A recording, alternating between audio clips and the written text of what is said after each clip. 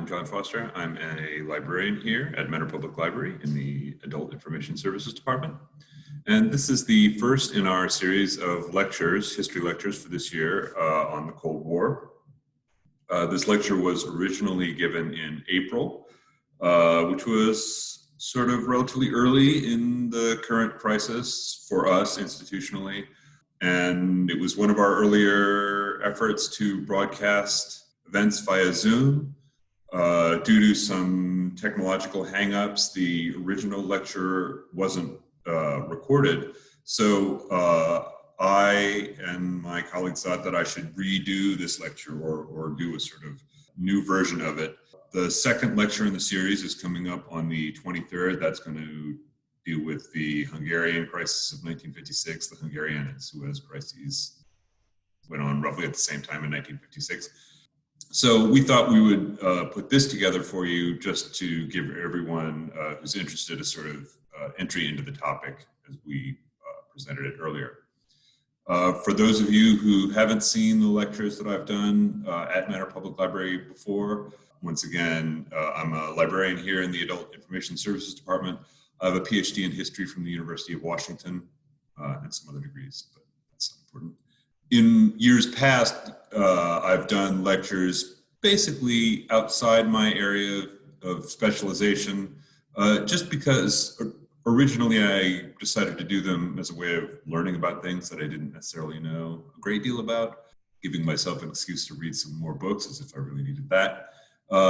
This lecture series on the Cold War is more in my area of specialty. My doctorate is on modern German history, the history of the Cold War. So I thought this would be an interesting thing to do, especially now. The Cold War is an event that lives on in a lot of ways, especially in our current relations with Russia, the former Soviet Union, as we used to call it. So I thought it'd be interesting to take a moment now to look at what the sort of conflict that shaped the second half of the 20th century was all about. And remember some of the interesting and important moments that got us to the situation we found ourselves in 1989 with communism collapsing and the formation of the post-communist world.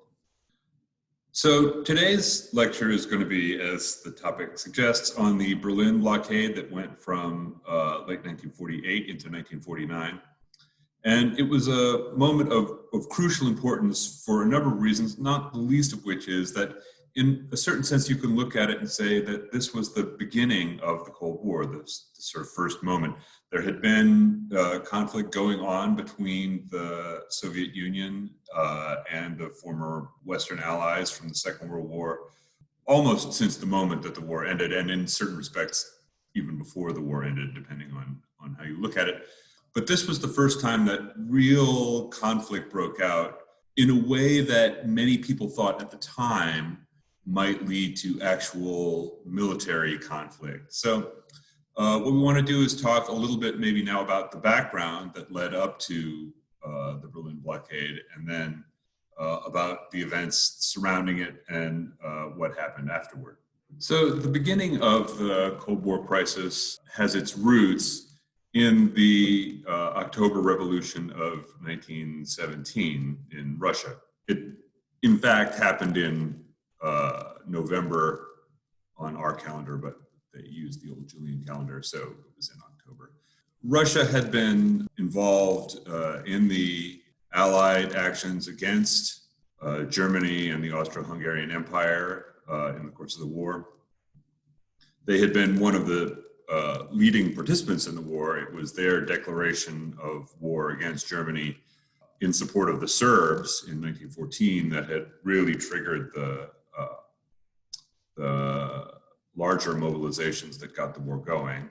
In the course of the war, the Russia under the Romanovs was not terribly well organized, although rather better organized than a lot of people think. I mean, it's a gigantic country.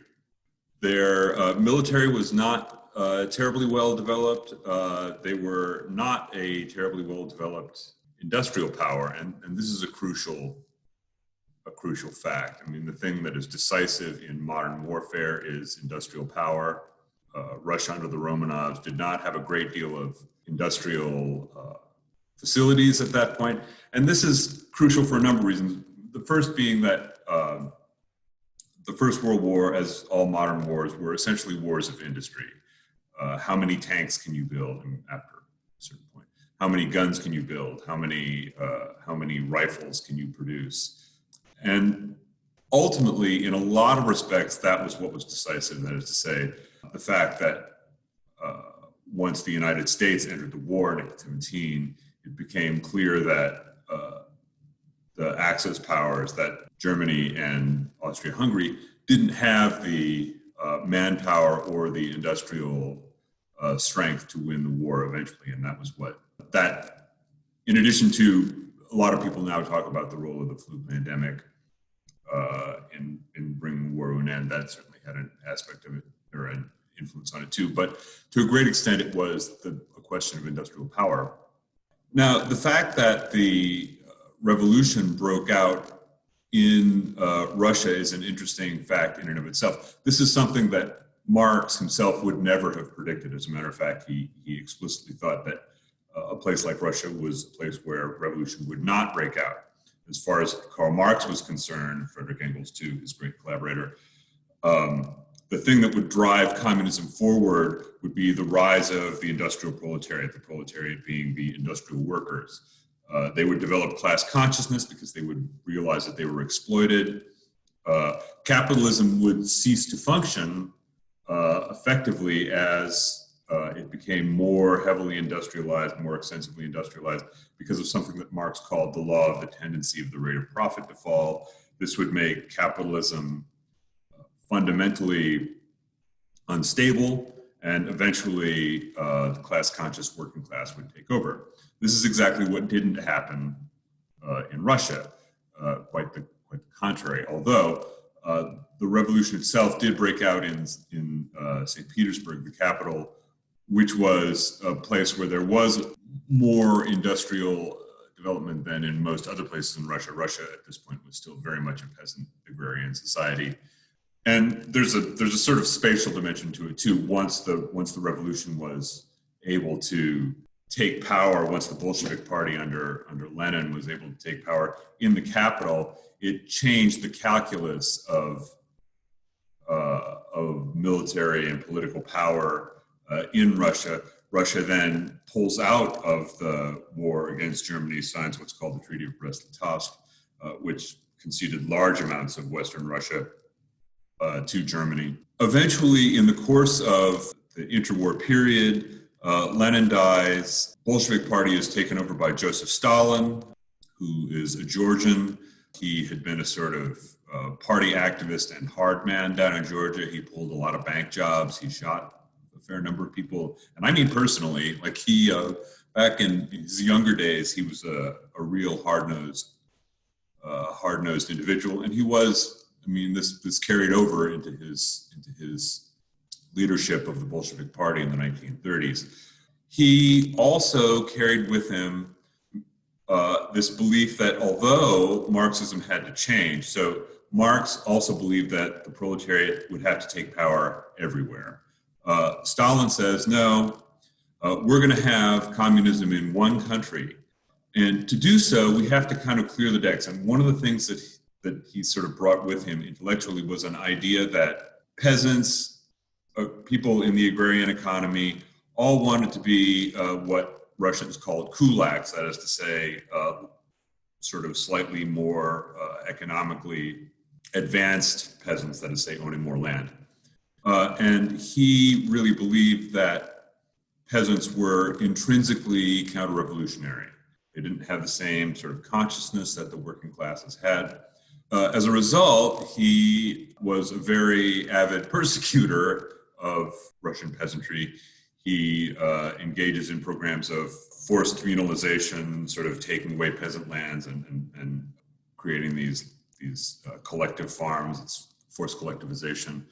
It's unclear exactly what the mechanics of this were, although Anne Applebaum has written a really interesting book about this called The Red Famine. Engineers of famine in the Ukraine that kills several million people and really reduces people in the Ukraine to a level of very serious barbarism.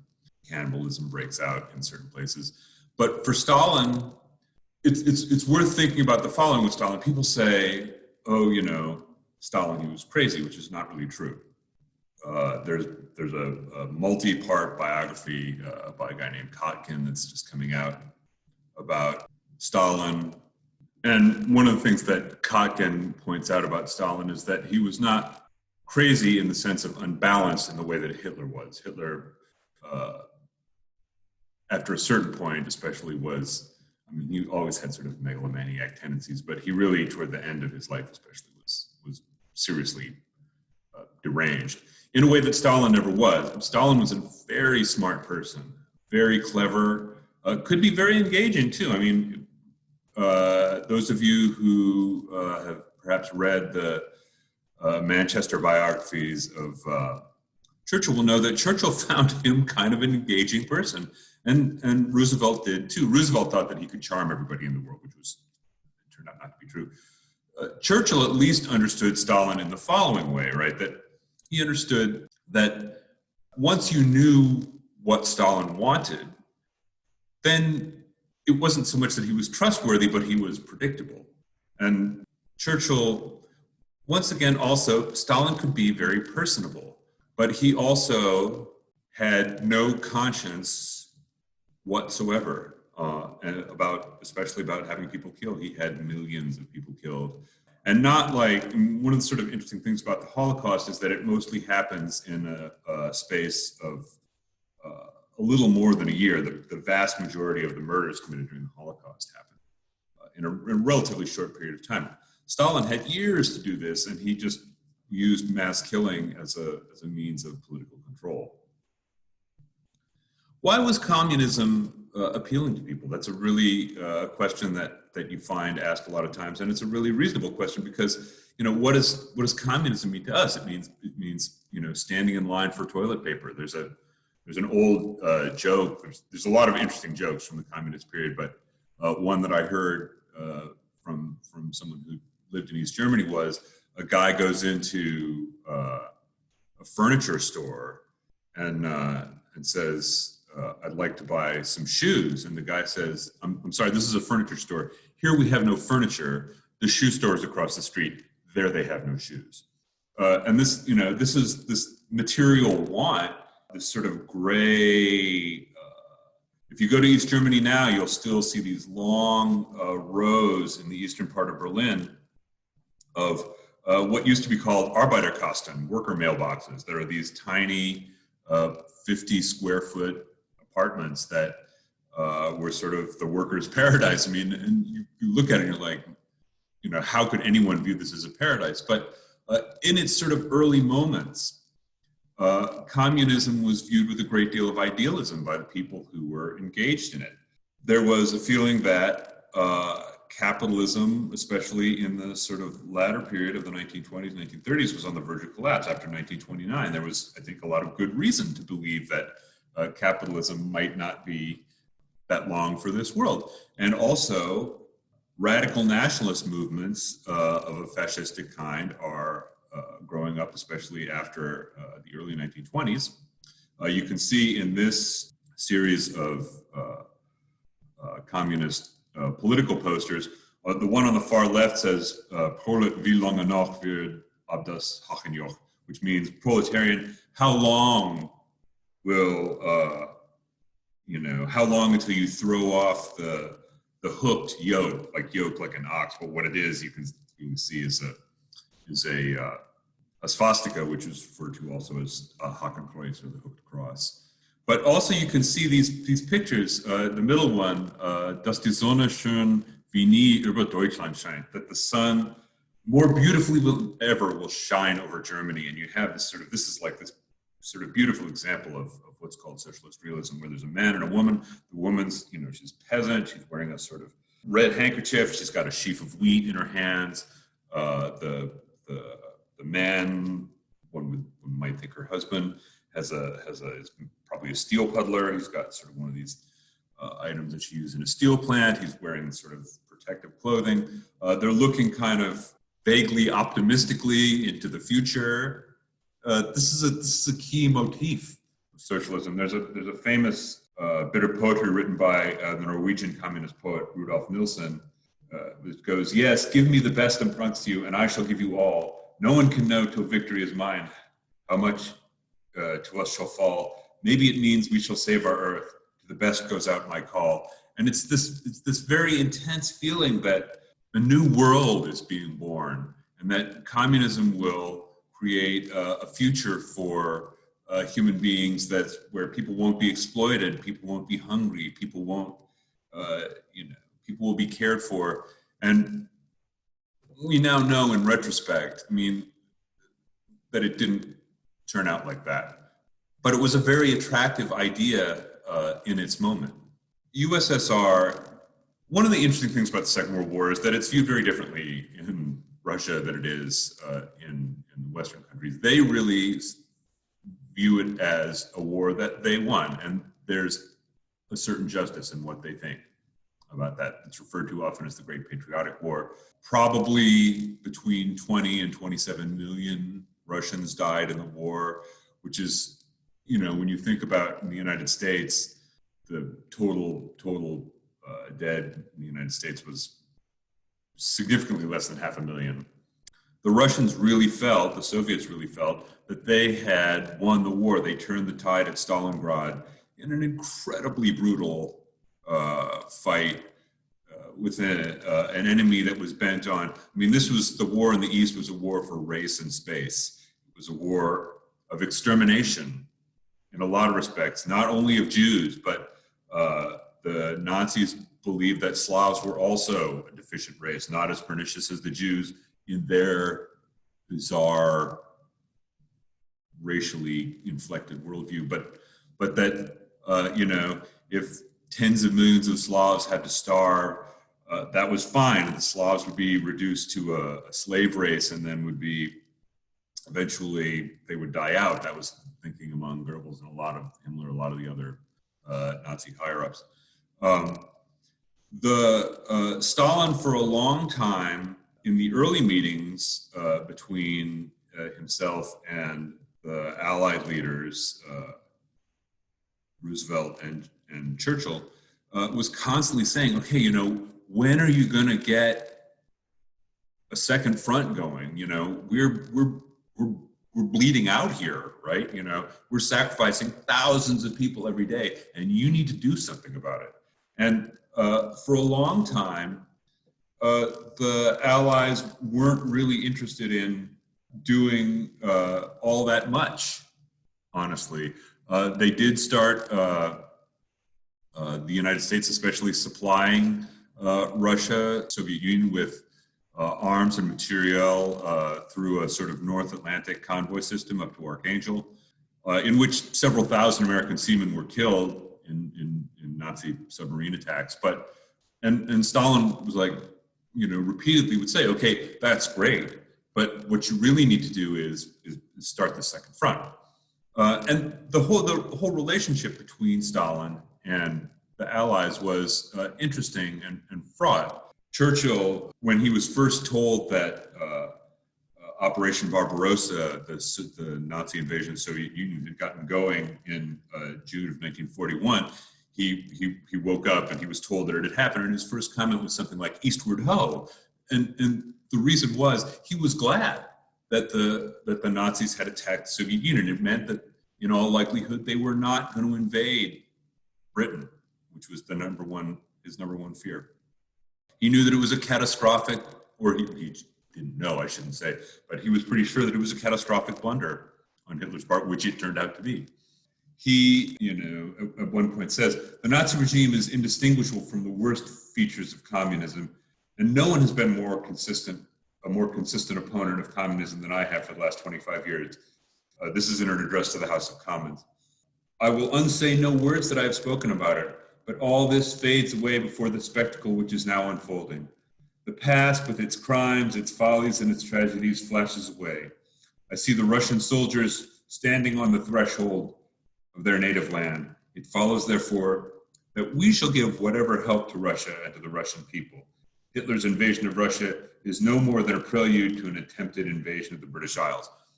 Now, once again, there wasn't a great deal of help that he could give. As a matter of fact, in this period, he's very busily trying to get Franklin Roosevelt to give help to Great Britain and essentially mortgaging a lot of Great Britain's overseas possessions to the United States in the hopes that Roosevelt can find some way around the Neutrality Acts that Congress had passed.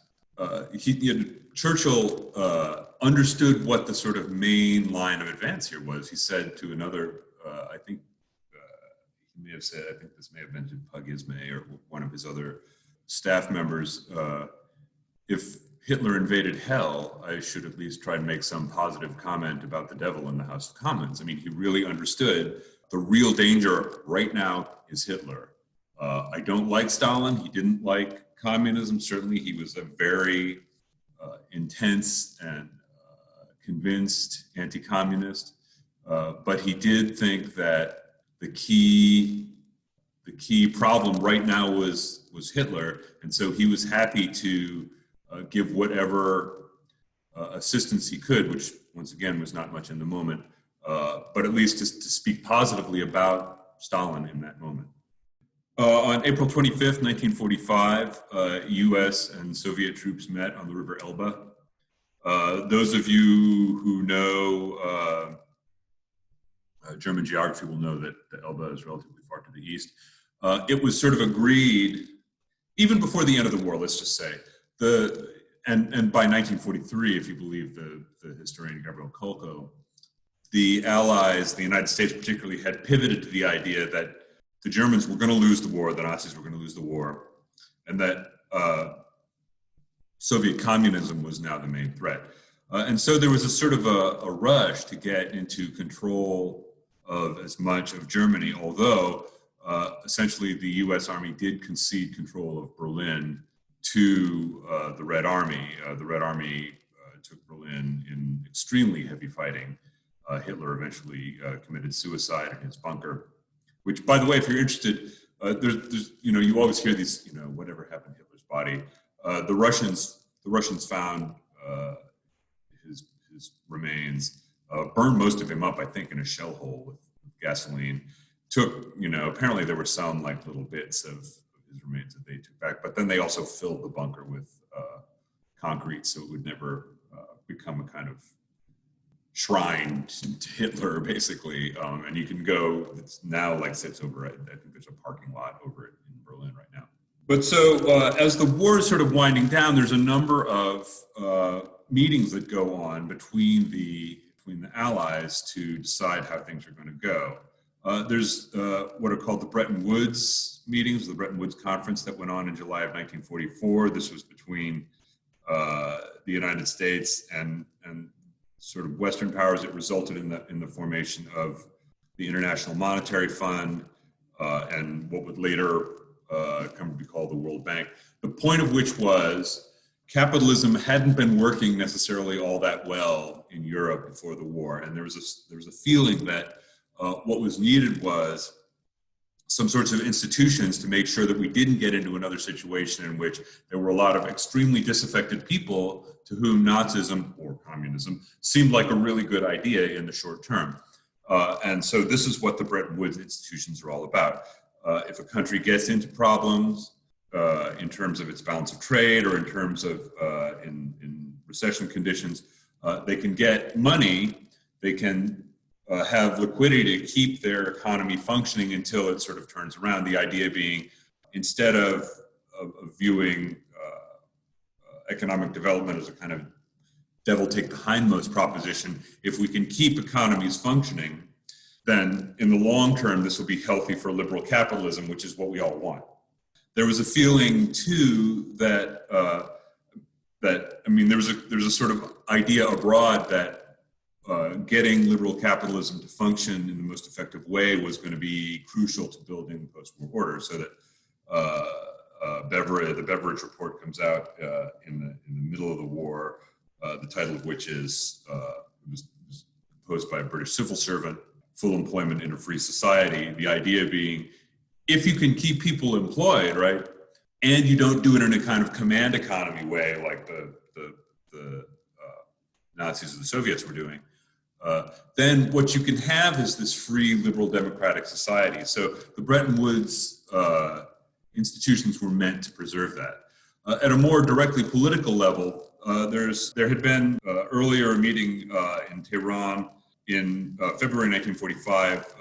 The Allies staged the Yalta Conference in the Crimea, which is in Soviet territory.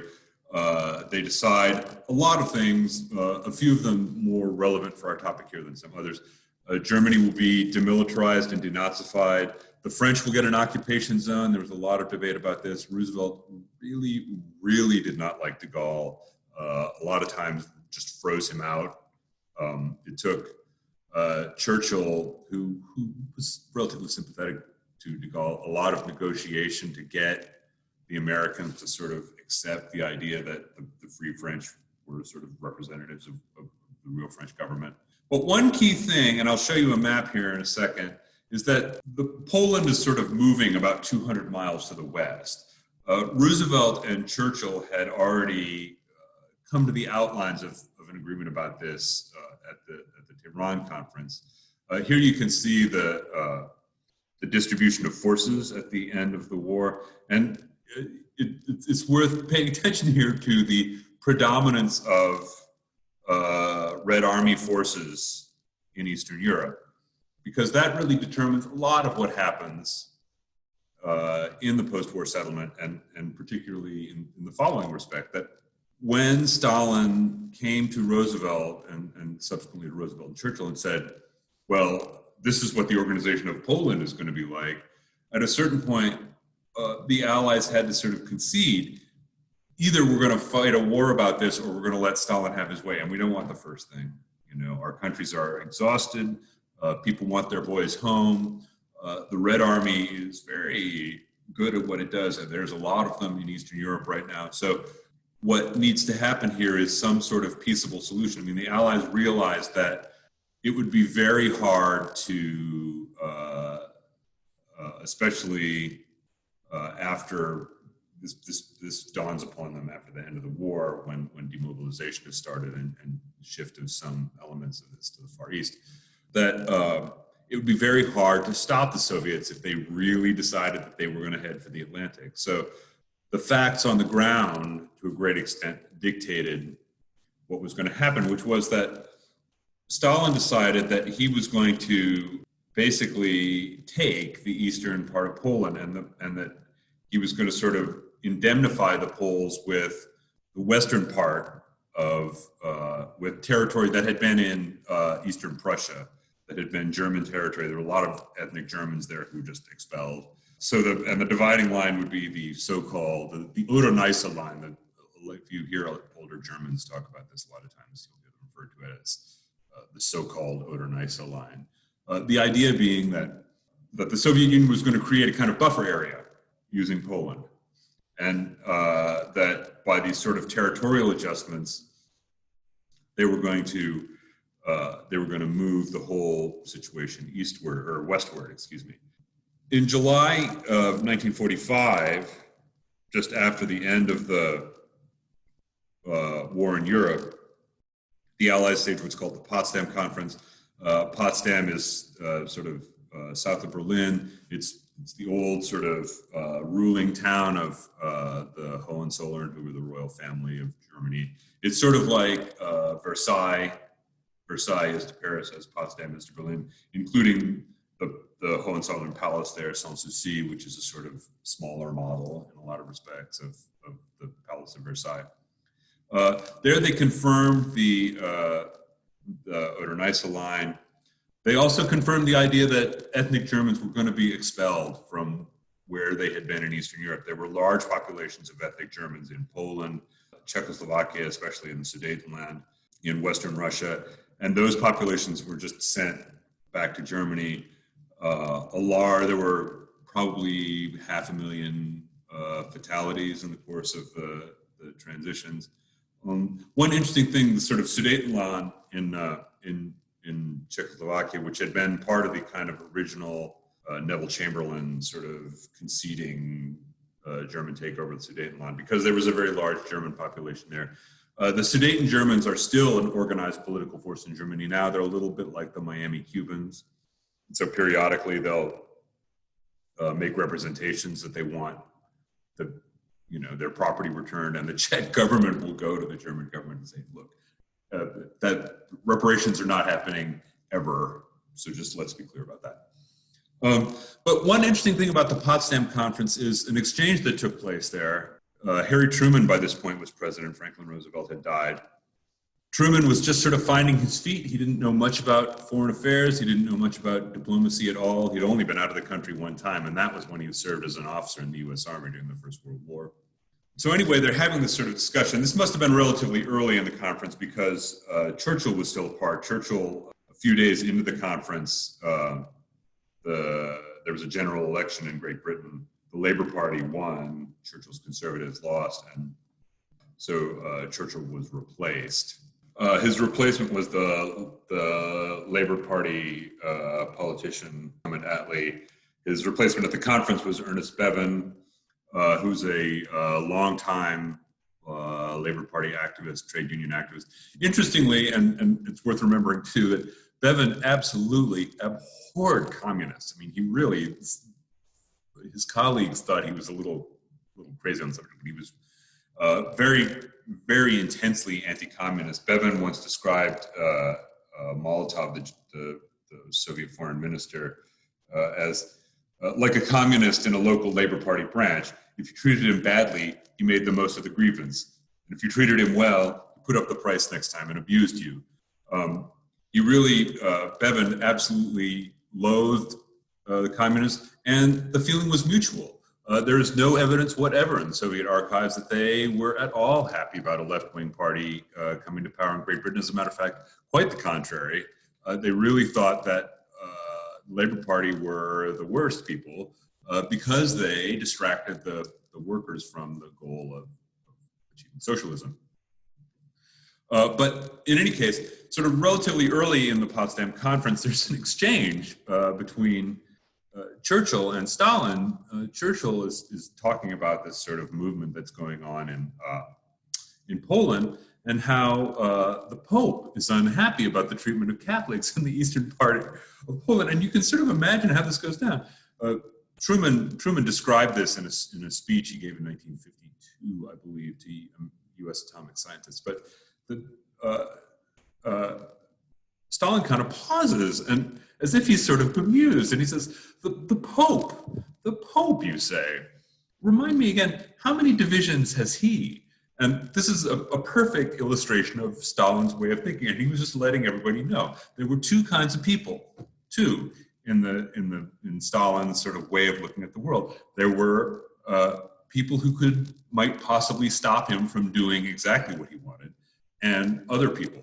And he really only cared about the opinions of the first kind. He really, if the Pope was upset about the treatment of Catholics, that was a matter of absolutely no consequence to him. And he thought it was funny that it would even be brought up, right? Because the question is not whether some guy in Rome is upset about it. The question is, how many divisions do you have on the ground? Well, we have a lot. And so essentially, where those divisions are, what we say goes, basically. And the Allies understood this. So a lot of the discussion that goes on between them is an attempt to move the Soviets around to a reasonable position. So in hindsight, a lot of times people look back and said that Truman and whoever else was soft on communism, soft on Stalin, which was not really true. I mean, partly it was Truman was kind of trying to figure out what to do because he just didn't have a lot of background knowledge when he came to the situation. But partly it was because we couldn't force the Soviets to do anything. Now, in the course of the Potsdam Conference, Truman lets Stalin know that we now have the atomic bomb. Of course, Stalin already knew this because of his spy networks in Great Britain and the United States. Particularly in the United States, we periodically would tell the British that we were going to keep them up to speed with the research of the atomic bomb, and then we just didn't.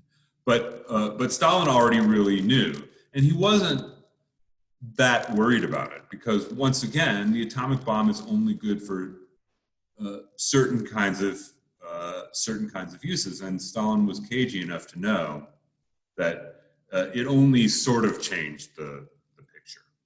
This is the map that the population map that they used when they were discussing which populations were going to go where, and you can see that it's there's a kind of a process of wheeling and dealing about which population is going to end up where, which is a pretty harsh thing when you think about it.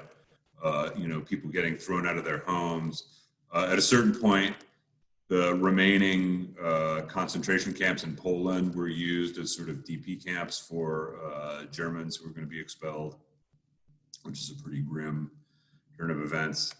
In the period after the end of the war, the Soviets, they influenced Eastern Europe without aggressively or exactly taking it over. One of the ways you can gauge the way that the Soviets were approaching Eastern Europe is a diary entry by Molotov from February 1945, in which he is sort of talking about, this is clearly during the course of the Potsdam Conference. He says, Poland, what a big deal. As if, to say, God, why are they even making issue of this? He goes on to say, we are unaware of how the governments in Belgium, France, Germany, etc. are organized. No one consulted us, although we don't say we like one or another of these governments. We didn't interfere with this because this is the zone of operations of the British and the American troops, right? So here he is saying, here Molotov is saying very clearly, the Americans and the British have troops on the ground in Western Europe, so they get to decide what happens there. We have troops on the ground in Poland, in Hungary, in Romania, in Czechoslovakia, so we get to decide what happens there.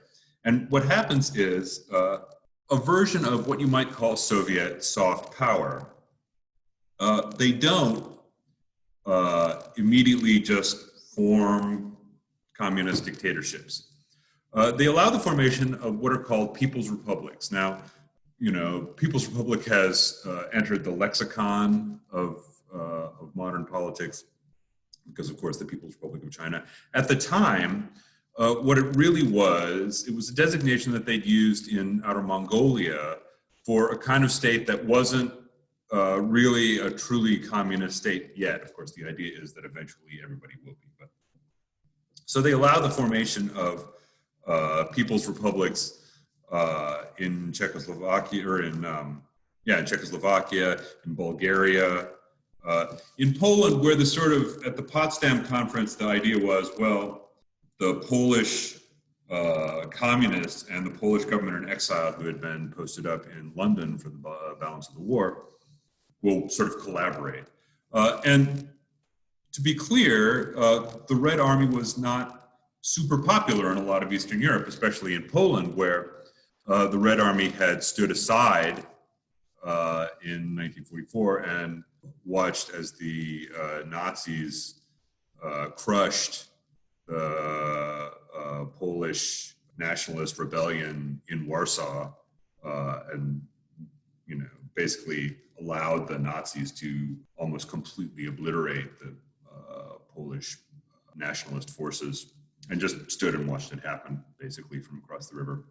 So they were not unbelievably popular in a lot of these places. So the idea was, well, we're going to allow elections to happen, but we're going to make sure that we keep control of key ministries, particularly the Interior Ministry. If you look at the history of these places, a lot of times the key ministry that they want to be in control of is Interior, because the Interior Ministry controls the police force.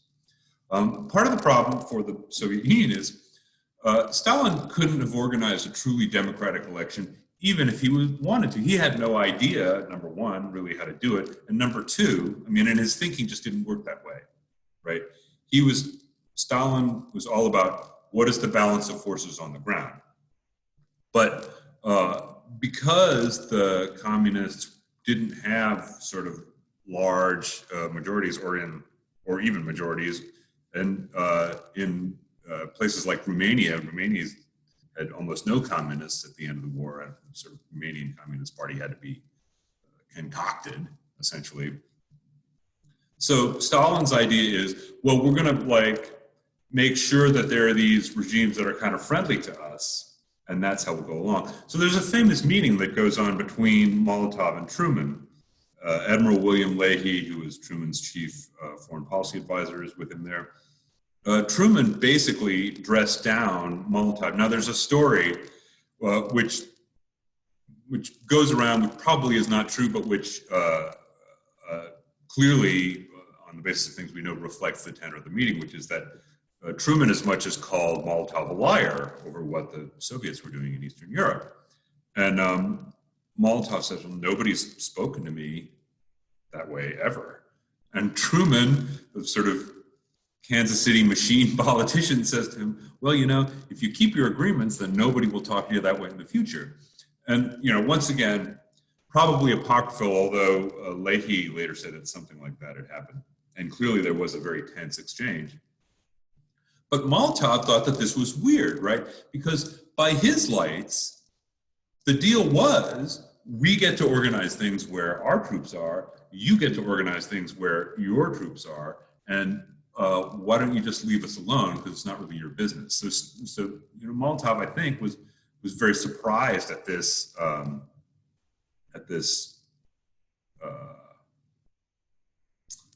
turn of events, at this attitude by the United States. One of the sort of precursor moments of the Berlin crisis is the coup that happens in February 1948 in Czechoslovakia, which was given the go-ahead by Stalin. I mean, no communist party in Eastern Europe does anything without clearing it with Stalin first, except for the Yugoslavs under Tito. Stalin and Tito had a sort of falling out. Tito had been a very effective partisan leader during the war. One reason that Stalin very much disliked Tito and didn't trust him was that Tito didn't really owe him anything. Tito had managed to get into power without the help of the Red Army, and so Stalin didn't like anybody who had a power base that wasn't him. But he allows Klim Gottwald and the Czech communists to stage a coup. And this really sort of changes the tenor of what's going on in Eastern Europe. This is in February 1948. At the level of superpower interactions, there's increasing tension building through 1946 and 47. In 1946, Stalin gives his election speech. He had sort of been reelected. Funny thing about elections, by the way, I mean, it's worth noting that under heavily repressive systems, you get these elections, and like the election results will turn out to be like over 90% in support of whatever the Communist Party or the Nazis or whoever. And it's just kind of funny because, you know, you can't get an electorate of humans to agree 90% on the greenness of grass or the blueness of the sky, right? So the point being made when you jack up the totals like that is just to say, like, we're really in control here. It's not, I mean, the fiction that we had, like a sort of free discussion about it is dispensed with, and it's just sort of, you know, if we're going to get out here and say that 95% of people voted for something, I mean, you know that what's being presented here is not unconstrained choice or any kind of choice. I mean, it's really the point is we have the power to say this in public. So Stalin basically says that the existence of capitalism and imperialism means that there cannot be, in the long term, peace between the great power blocs. Later on that month, George Kennan, who was attached to the U.S. Embassy in Moscow, sends back to the U.S. government what's now referred to as the long telegram. In it, Kennan says, we have here a political force committed fanatically to the belief that with the U.S. there can be no permanent modus vivendi, that it is desirable and necessary that the internal harmony of our society be disrupted, our traditional way of life be destroyed, the international authority of our state be broken, if Soviet power is to be secure. This political force has complete power over disposition of the energies of one of the world's greatest peoples and resources of the world's richest national territory, and is borne along by deep and powerful currents of Russian nationalism. In addition, it has an elaborate and far-flung apparatus for exertion of its influence in other countries, an apparatus of amazing flexibility and versatility, managed by people whose experience and skill in underground methods are presumably without parallel in history. So Kennan essentially argues the Soviet Union is committed to the destruction of the liberal capitalist world, but he also says that, I mean, the long telegram is oddly sort of contradictory in the respect that what he says is we can contain them. They probably don't want war right now. So what we can do is contain them. And in that way, we can find a way to handle the situation that doesn't involve direct and immediate military conflict. Around the same time, Winston Churchill gives a speech on the 5th of March, 1946, in Missouri, Harry Truman's home state, in which he sort of enunciates a theme which he had actually sent in almost the same terms in a telegram that he'd sent, or a personal message that he'd sent in May of 1945 to Truman, in which he said the following: "An iron curtain is drawn down upon the Soviet front. We do not know what is going on behind. There seems little doubt that the whole of the regions east of the line of Lubeck, Trieste, Corfu will soon be completely in their hands as this enormous Muscovite advance into the center of Europe takes place. It would be open to the Russians in a very short time to advance, if they chose, to the waters of the North Sea and the Atlantic. Surely it is vital now to come to an understanding with Russia, or to see where we are with her before we weaken our armies mortally or retire to the zones of occupation." In the speech at Westminster College, delivered on the 5th of March, 1946, Churchill spoke slightly more eloquently. "From Stettin in the Baltic to Trieste in the Adriatic, an iron curtain has descended across the continent.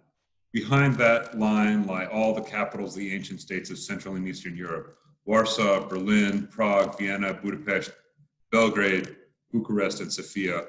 All these famous cities and the populations around them lie in what I must call the Soviet sphere, and all are subject in one form or another, not only to Soviet influence, but to a very high and in many cases increasing measure of control from Moscow.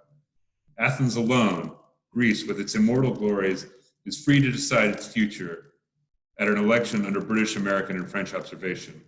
The Russian-dominated Polish government has been encouraged to make enormous and wrongful inroads upon Germany, and mass expulsions of millions of Germans on a scale grievous and undreamed of are now taking place.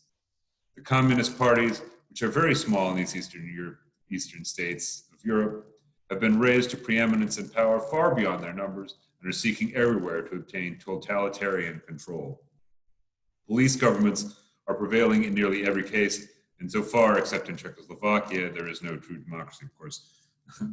That didn't last in Czechoslovakia, to be clear.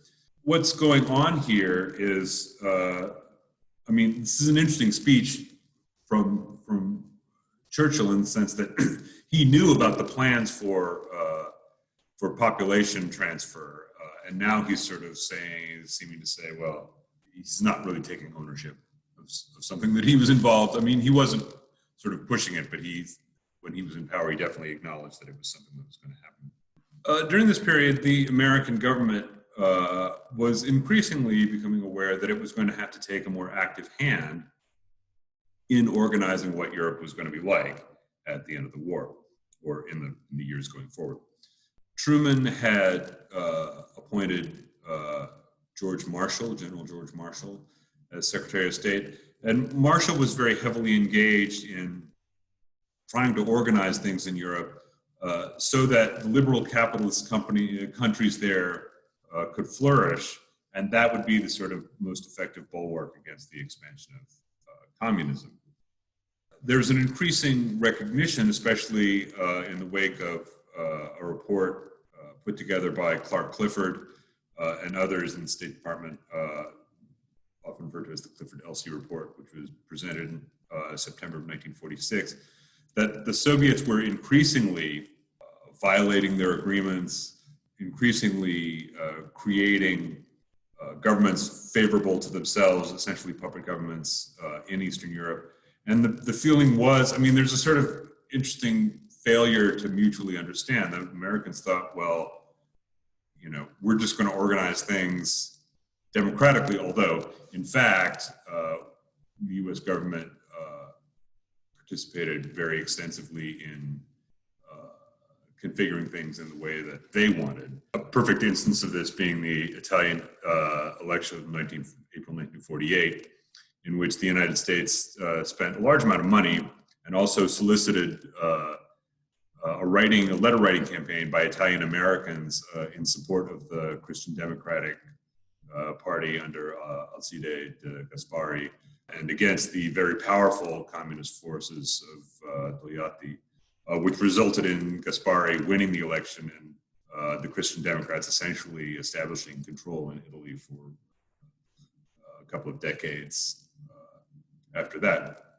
But sort of, and in the same way, there was a civil war going on in Greece between communist forces and essentially right-wing royalist forces. This civil war had begun in 1946.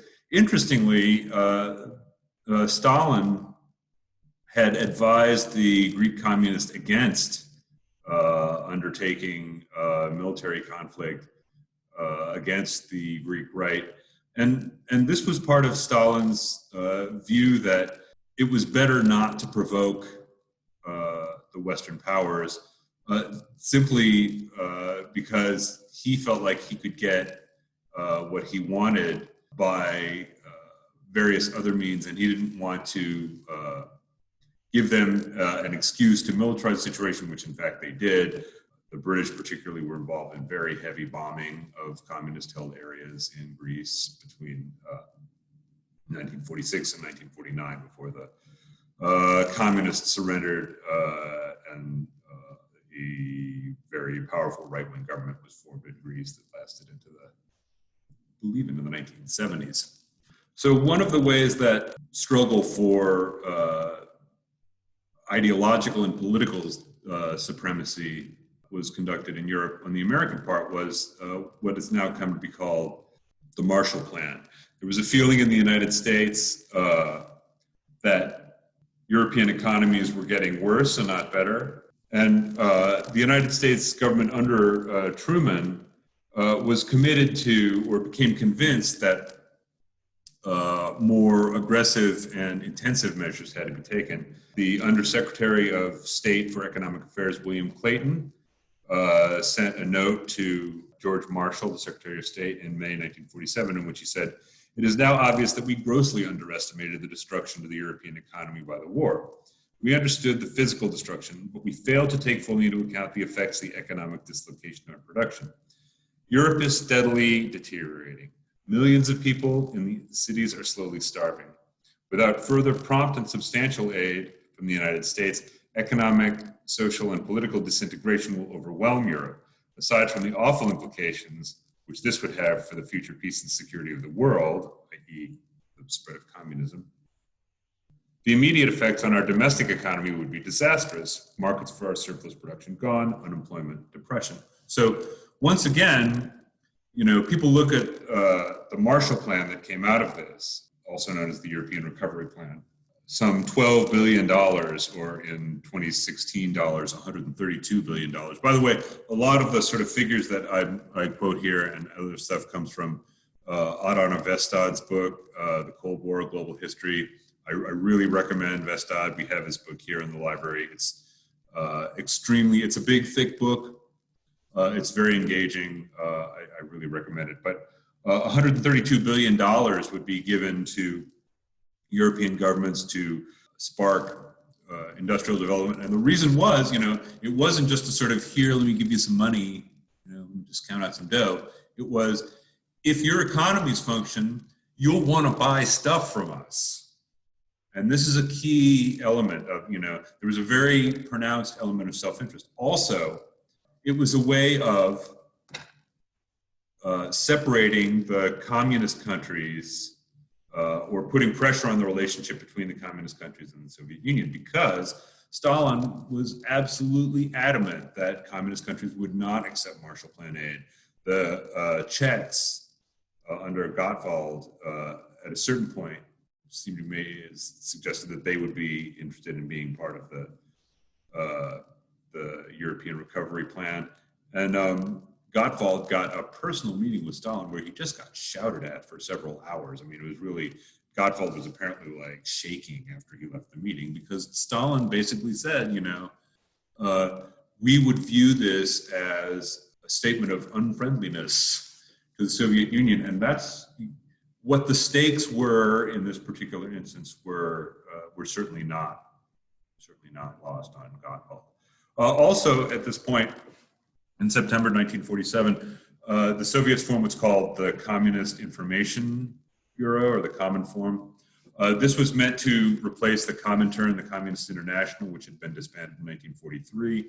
The Communist International was meant to sort of promote the communist revolution around the world. Stalin thought it kind of looked bad to have that going on while you were trying to be allies with the US and the British. But in 47, once again, they formed the Cominform as a sort of step toward promoting communist interests. Now, I will say before we go further that this talk is very European-centered. There's a whole bunch of other interesting things going on around the world, especially with European powers trying to reassert their colonial interests, especially in Indochina, what would become Vietnam, the French trying to reassert their colonial interests in a series of events that would lead to a French war in Indochina and then a US war in Indochina in the 60s and early 1970s. The Dutch trying to reassert their control over what would become Indonesia. That would result in formation of nationalist governments in Indonesia and a lot of other interesting things which we'll get to in some of the later lectures. What's going on in Europe now is an increasing pattern of conflict and a ramping up of tensions. A lot of what, this is the long telegram, a lot of what goes on here, this is a political cartoon about the Marshall Plan, in which George Marshall is sort of trying to sell the Marshall Plan to Congress, which was very much a hard sell. Congress had very much gone back into sort of isolationist mode. The president was told by even Republican congressional leaders was, you got to scare the hell out of the American people. And basically he let them know the possibility of a communist takeover was very real. So in this period, Truman comes out with what's referred to now as the Truman Doctrine, the idea that the United States is going to oppose communism wherever it tries to spread. This is in the context of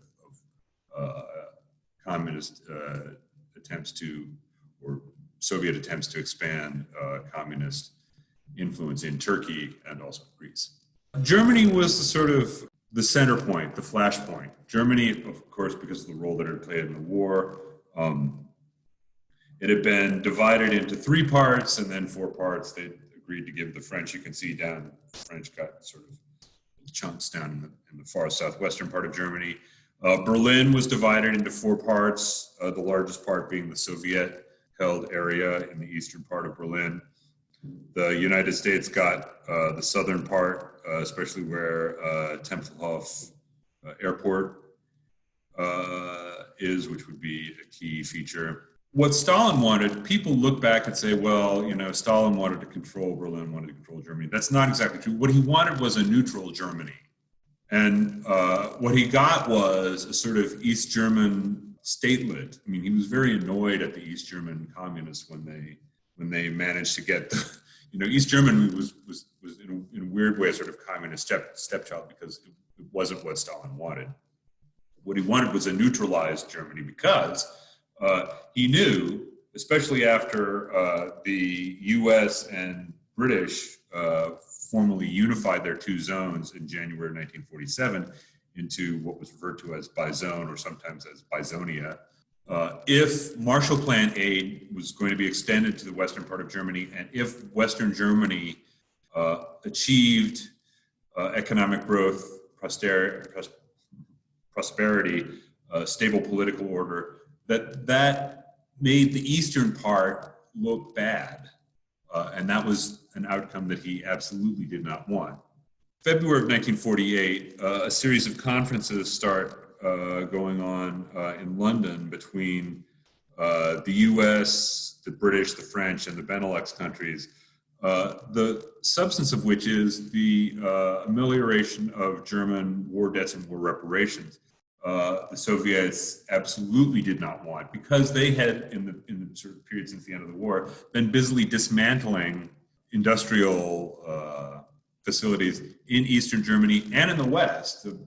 The treaty at the end of the war specified that they could take some of the stuff from the West too, and just shipping them lock, stock, and barrel back to the Soviet Union to try and rebuild their economy, which had very much been shattered during the war. On the 7th of March, much to their chagrin, Marshall Plan aid is extended to Germany. And almost immediately you see there's a conference, Stalin has a conference of the sort of relevant leadership in Moscow, and then they start restricting access by train, road, and by air to Berlin. Another key feature of the moment was that the Allies created their own German currency in February of 1948. And this was another blow to Soviet control, because what it meant was that the Soviets then also had to do that, because otherwise their currency would be essentially destroyed by the West German, the D-Mark, which was actually valuable as opposed to the current German currency, which was increasingly less so. And this is a key moment, because what it meant, now this was a matter of fairly serious annoyance to a lot of Germans, because for the second time in a generation, a lot of their savings got wiped out, because they had to exchange their relatively worthless, their savings, which were denominated in the old currency, for the new D-Mark, which was at a very disadvantageous rate. But what it meant was that the German economy, which had at that point been, in the Western zones anyway, functioning on a very heavily black market type of basis, was almost overnight transformed. Because it meant that now people had money that was going to keep its value. So goods started appearing in stores. Before that, you didn't want to, put out your goods for sale. Why? Because people would buy them with this worthless currency. Now, with a currency that was actually going to retain its value, you could put your items up for sale. And it meant that the German economy started to function and grow in a way which was very embarrassing to the East Germans and the Soviet Union. I mean, East Germany is not a thing until slightly later, but you see what I'm saying. So the response of Stalin and the Soviet leadership was to begin to restrict access to Germany, to Berlin. And in fact, in the treaty, free access to Berlin had never been specified. So they were, in fact, within their rights to do so. The Allies were quite worried about this in the United States and Great Britain, because it was not entirely clear how they were going to supply a large modern city with the material necessary to keep life going there. The immediate cause of the Soviet blockade was the release of the new currency, which happened June 21st, 1948. The notes had been printed secretly and transported. I believe they were printed in Frankfurt and transported secretly to locations around Germany. But when the actual notes start going into circulation, then Stalin realizes that he's actually really got to do something, because also it's in early June the Allies had announced that they were actually just going to form a West German state composed of, comprising Bazonia and the French zone, or eventually the French zone. So it's not surprising that this conflict breaks out in this particular moment. There had been a sort of precursor moment to this in March when, because of the moves being made in the London conferences, the Soviets had started restricting air traffic to Berlin. Lucius Clay, who was the general commanding the Allied occupation government, took sort of steps to begin the idea of, what would it take to supply Berlin from the air.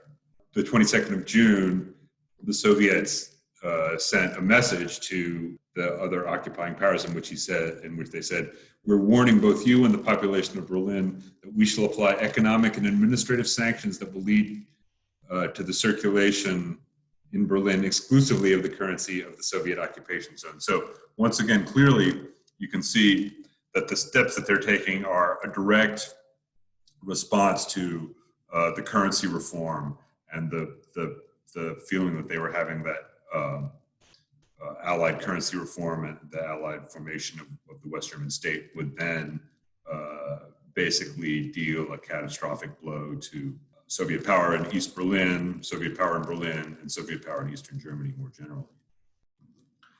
At the point that the Soviets cut off access to Berlin, Allied military forces were at a relatively low ebb. The United States only had 552,000 men total, which was a dramatic reduction from its wartime level.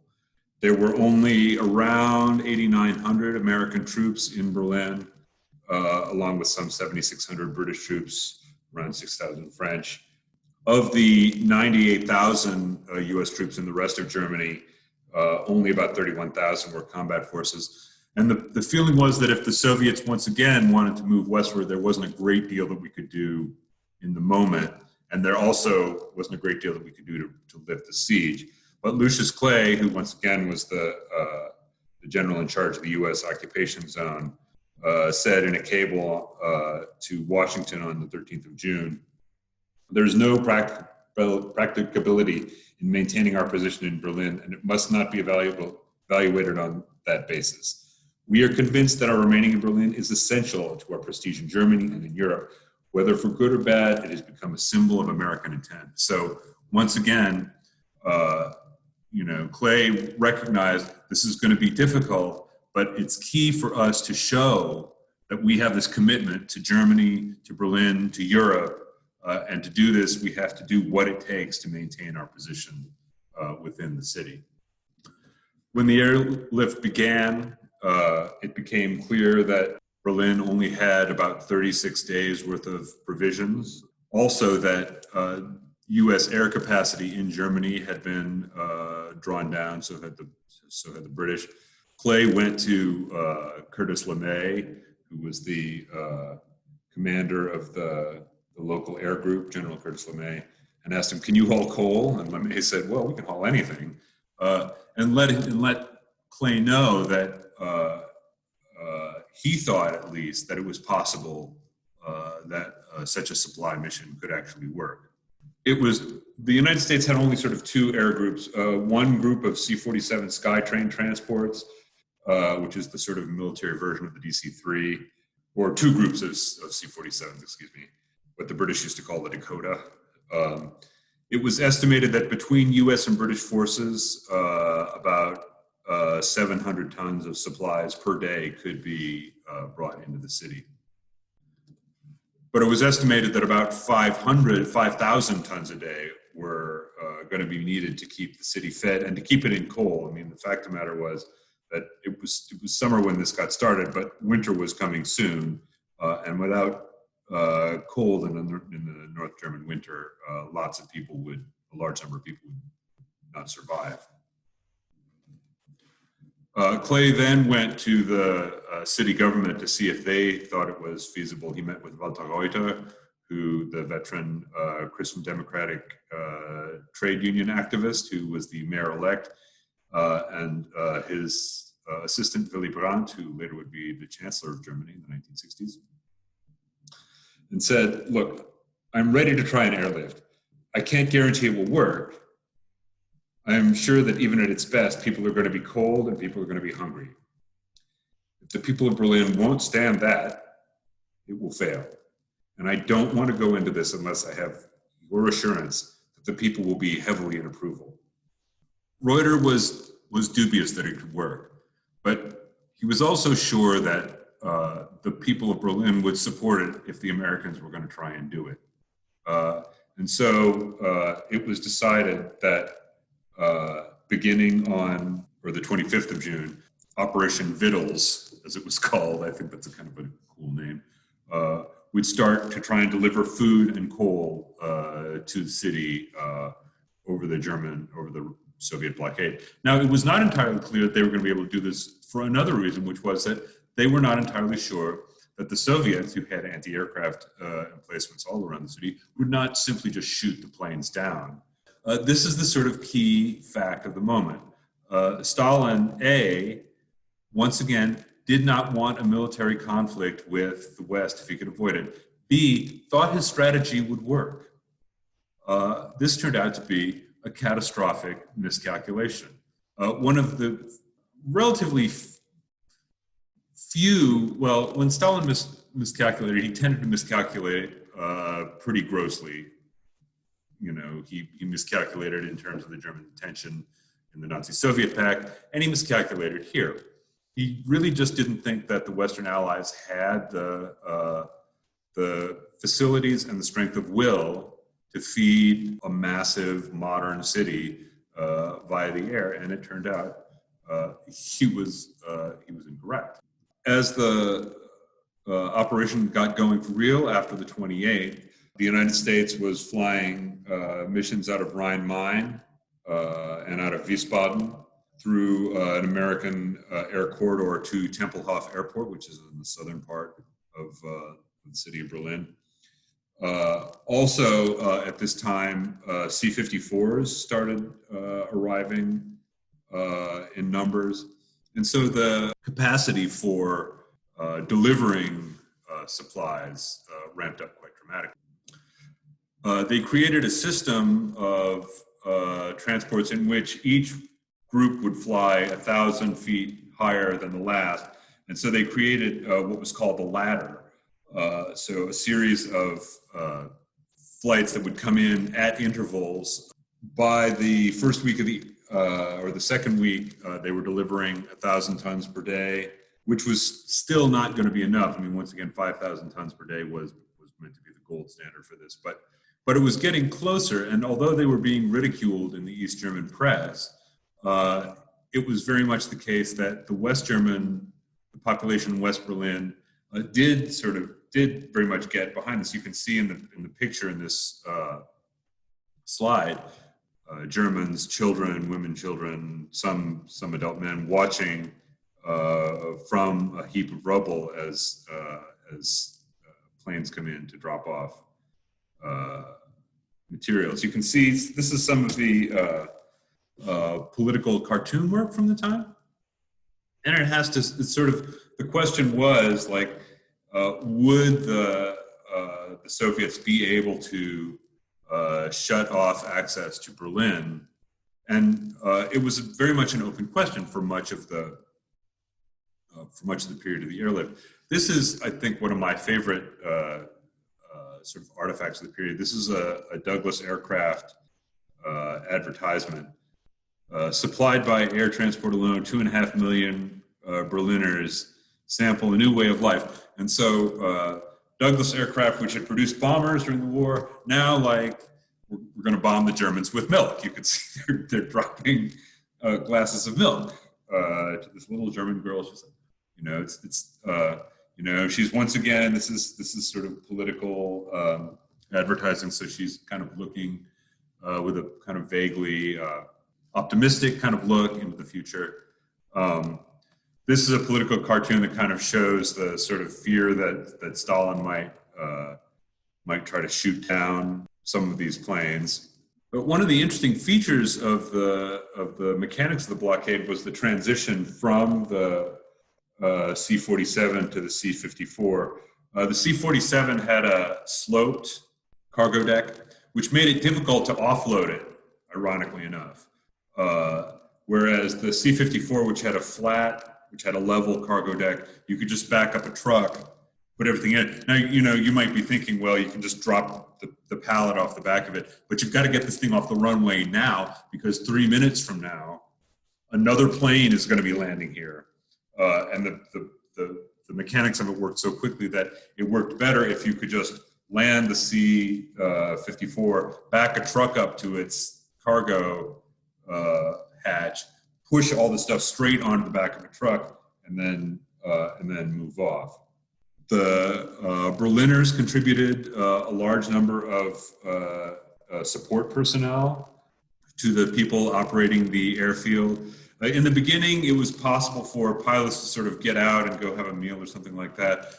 They made rules sort of part of the way through that the pilots just had to stay in the plane so that the rapidity of circulation over the course of the supply drop continued.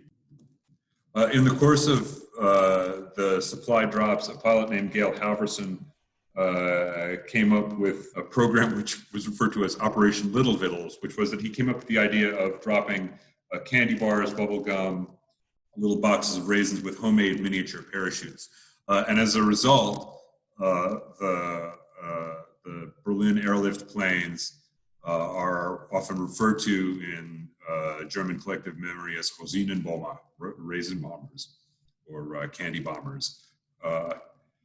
So that as they were flying over, they would drop little, snacks and presents to the children of Berlin. And this sort of really created a sort of, or re-emphasized the view among Berliners that people outside the city really cared what happened to them and were willing to take great risks to try and resolve their situation, to try and save them. I mean, really, they didn't want to be taken over by the communists. At a certain point, communists kicked the newly elected mayoral government. The mayor's residence in Berlin, the city hall, is in the eastern part, right off the Alexanderplatz, and the communists came in and kicked out all the non-communist leadership. Well, the non-communist leadership just headed over to the Technical University in Charlottenburg, reconstituted themselves, and then began a series of battles in the streets between communist and non-communist, communist and social democratic trade union members in a way that sort of recalled the 1930s, but with the social democrats and the Christian Democrat organized trade unionists certainly giving as good as they got in the street battles. With the onset of winter, it became clear that even more supplies were going to be required. The airlift planes had been landing at Tempelhof Air Base Airport and also at Gatow. They had been delivering about 5,000 tons of supplies per day by the middle of November. But it became clear that even more, another several thousand tons a day were going to be required to keep the city going. So they built another runway at Tempelhof using steel plates that are referred to as Marston mats. They also started using a newly U.S. Aircraft, the C-82, of which they had, I think, 5, and which were now the largest aircraft available in U.S. air forces to transport cargo. The blockade lasted until April of 1949, by which time the Soviets realized that it was causing a lot of tension in relations with the West and was ultimately not going to be successful. The U.S. and the British had made it clear that they were willing to supply material, food, coal, etc., to Berlin, basically, if not in perpetuity, as long as it took. On the 12th of May, 1949, the blockade of Berlin was lifted, and one of the sort of key moments of the earlier Cold War had come to an end. But of course, it had continuing effects, of which a couple should be mentioned. One is, it's become kind of fashionable now to talk about sort of anti-Americanism in Europe, which is, there is a certain amount of, certainly. But if you meet people of a kind of older vintage, you will find many in Germany who remember the Berlin airlift and the sacrifices that US and British pilots were willing to make in order to keep the city fed and to save them from being turned over to the communists, which was a fate that they really feared. It's almost, in my experience, universal. All the older Germans that I've met remember this quite fondly. I mean, I ended up talking to a woman walking around in the southern part of Berlin one day. I just happened to be helping her get on the bus, and she recognized that I was American by my accent, and then we started talking about it. And you know, she wanted to tell me that how happy she was that we hadn't, you know, that she and her family hadn't been turned over to the communists, and that we had been willing to fill the city, or to save the city. Another key outcome of this was the formation of NATO. The treaty founding NATO was signed in Brussels in March of 1948, and the formation of the organization was very much promoted by the perception of the Western powers that the crisis in Berlin represented a ramping up of the tensions between the two, what would become called the two superpowers. The purpose of NATO, as Pug Ismay, the British government official who was its first leader, described it, was to keep the Americans in, the Russians out, and the Germans down. And this, I think, is a very pithy summing up of what the political imperatives in Europe were in the late 1940s. The Berlin blockade, generally speaking, was the beginning of a period of heightened tensions between the two blocs that would continue through the 1950s and 1960s into the late 1970s. Détente sort of resulted in something of a reduction of the tensions, but there was a belief on both sides that international politics was a zero-sum game. One side's gain had to be another side's loss. And so the geopolitics of the period between 1949 and, say, 1976 was very much one in which both sides, each side felt threatened by the other. Each side felt that they were in a conflict that the only conceivable end of which was the collapse of the other system. So in that respect, the Berlin blockade was, I think, a crucial moment because it was the beginning of this process of struggle between the two blocs that would shape the large bulk of the period between the end of the Second World War and the end of the 20th century. So thank you so much for listening to this talk. Once again, I'll be giving a talk via Zoom, which you can sign up for now on our calendar. It's going to be on the 23rd of July. That's a Thursday at 6:30 p.m. So please join us. I'll be doing it live. If I can make the technology work the right way, I'll even take some questions. So thanks so much for tuning in, and we'll see you next time.